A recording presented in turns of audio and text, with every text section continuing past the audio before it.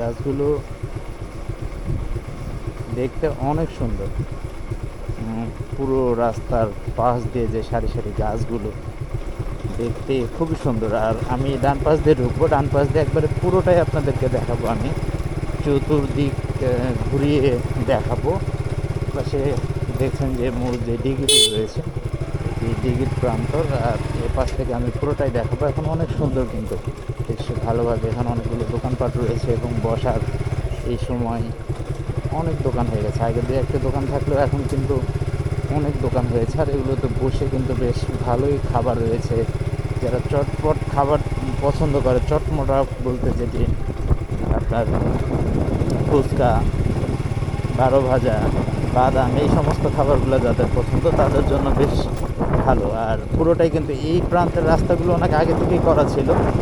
আর রাস্তা ছিল না আপনার পূর্ব প্রান্তে, ঠিক যে নতুন ঘাটটি রয়েছে, ওই যে দেখা যাচ্ছে ঘাটটি, ওই প্রান্ত থেকে তাল গাছগুলো ওই অংশটিতে কাজ করা ছিল না। ওই অংশটি পুরোটাই হয়ে গেছে। এখন বেশ সুন্দরভাবেই কিন্তু ঘোরা যায় পুরোটাই।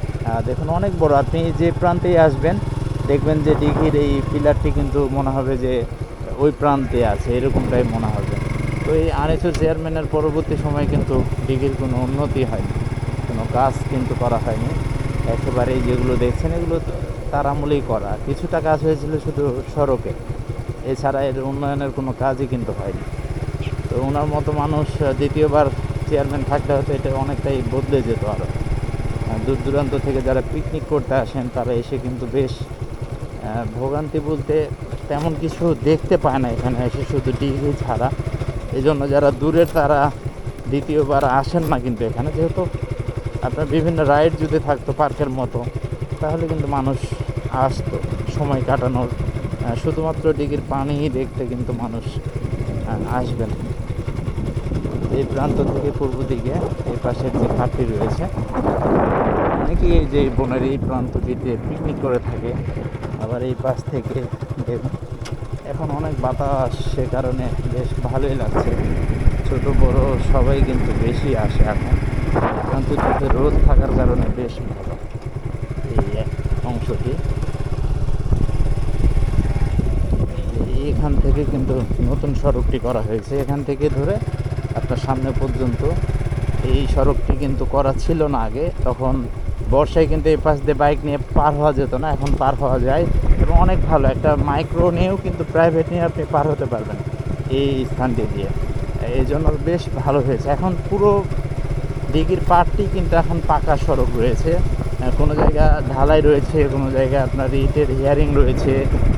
বেশ ভালো, অনেক সুন্দরভাবেই কিন্তু ঘুরে বেড়ানো যায় পুরোটাই। অনেকে যারা বাইক নিয়ে আসেন, গাড়ি নিয়ে আসেন, তারা সবাই কিন্তু ঘুরতে চায় দিঘিটার চতুর্পাশে ঘুরে, কিন্তু বেশ ভালো লাগে সবার। এই জন্য সবাই কিন্তু এখানে এসে পুরোটাই রাউন্ড দিতে চান। তো এই অংশটি যখন কাজ করা ছিল না, কাঁচা ছিল, তখন বেশ সমস্যাই হতো সবার। তবে এখন অনেক ভালো হয়েছে।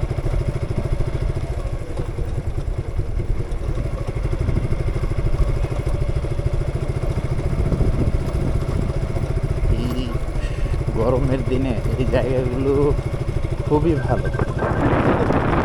গরমের দিনে এই স্থানগুলো কিন্তু খুবই ভালো,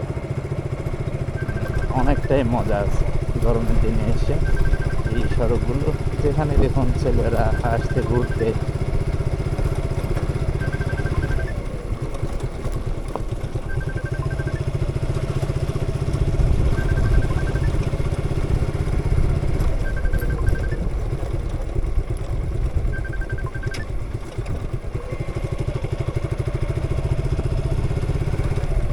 দেবদিঘি পরিদর্শন করতে এসেছেন মনে হচ্ছে, যে বন বিভাগের হয়তোবা, দেখে এমনটাই মনে হলো।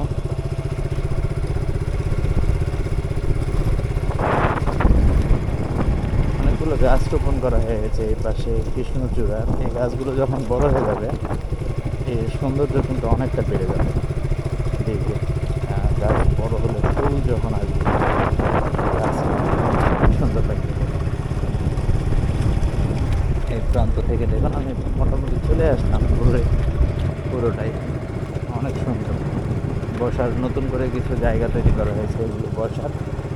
আগেরগুলো অনেকটা নষ্ট হয়ে যাওয়ায়